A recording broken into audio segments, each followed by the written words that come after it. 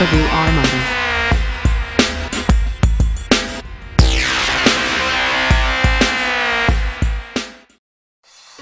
Assalamualaikum warahmatullahi wabarakatuh. Hai sobat, kembali lagi di channel Prabu Otomotif. Di video kali ini Prabu Otomotif akan membahas tentang Mini Cooper 5 door, mobil mini yang sedikit rasional. Tapi sebelum melanjutkan videonya, alangkah baiknya sobat-sobatku mengklik subscribe dan lonceng notifikasi agar tidak tertinggal video dari kami.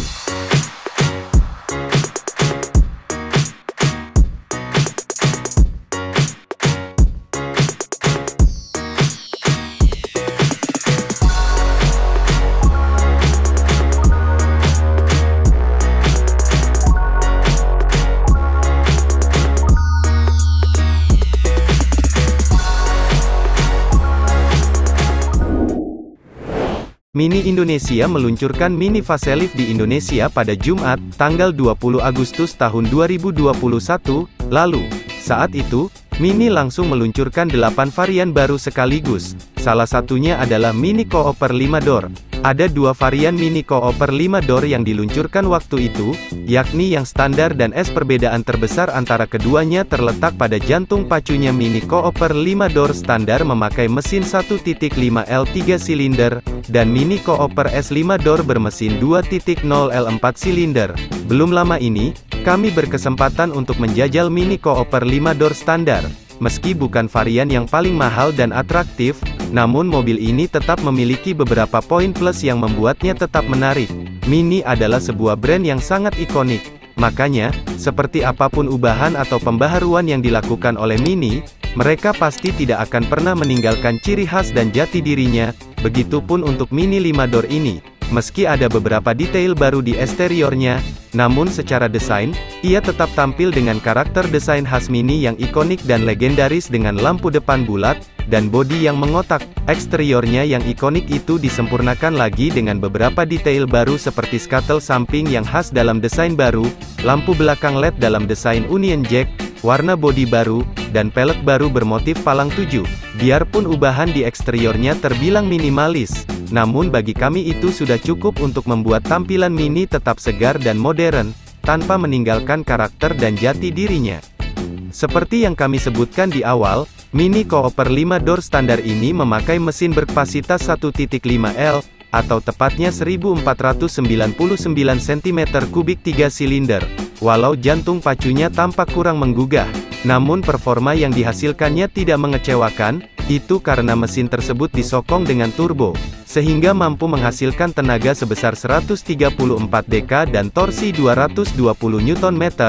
Tenaga dan torsi tersebut disalurkan ke roda depan melalui transmisi otomatis kopling ganda 7 percepatan. Mesin 3 silinder biasanya tidak sehalus 4 silinder, dan hal tersebut juga berlaku pada Mini 5 door. Vibrasi mesinnya paling terasa saat mesin menyala dalam kondisi fitur auto start stop dinyalakan. Tapi setelah berjalan, mesin ini bekerja secara halus, seolah ia bukan 3 silinder. Tidak ada vibrasi mesin yang terasa ke kabin yang dapat mengganggu kenyamanan. Dengan konfigurasi 5 pintu dan dimensi yang lebih panjang, maka logikanya Mini 5 door mempunyai akomodasi yang cukup mumpuni. Sayangnya, kenyataannya tidak demikian.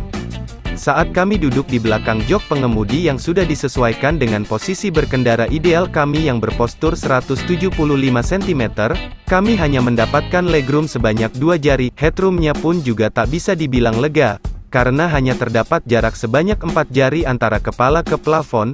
Di samping karena tidak lega, duduk di belakang Mini 5 door juga makin terasa biasa saja karena tidak ada ventilasi AC di balik konsol tengah. Sebagai gantinya, hanya disediakan 1 buah cup holder. Adanya cup holder di belakang konsol tengah membuat bangku belakang Mini 5 door jadi lebih ideal untuk diduduki oleh 2 orang saja. Karena jika dipaksakan membawa 3 orang di belakang, yang duduk di bagian tengah akan dipaksa untuk membuka lebar kakinya, dan itu pasti akan melelahkan, terutama saat perjalanan jauh. Volume bagasinya pun juga biasa saja. Tapi untungnya, bangku belakang luxury hatchback ini bisa dilipat rata lantai dengan pembagian 60:40, yang membuat kita bisa membawa lebih banyak barang terlepas dari akomodasi Mini 5 door yang tidak istimewa. Rasanya hal tersebut tak akan terlalu dipusingkan oleh para calon pemiliknya. karena setidaknya, mobil ini bisa mengakomodir lebih banyak orang secara lebih praktis ketimbang Mini 3 door. Sama halnya seperti di eksterior, interior Mini juga mendapatkan beberapa hal baru yang membuatnya jadi lebih modern, dengan tetap mempertahankan karakter dan jati dirinya.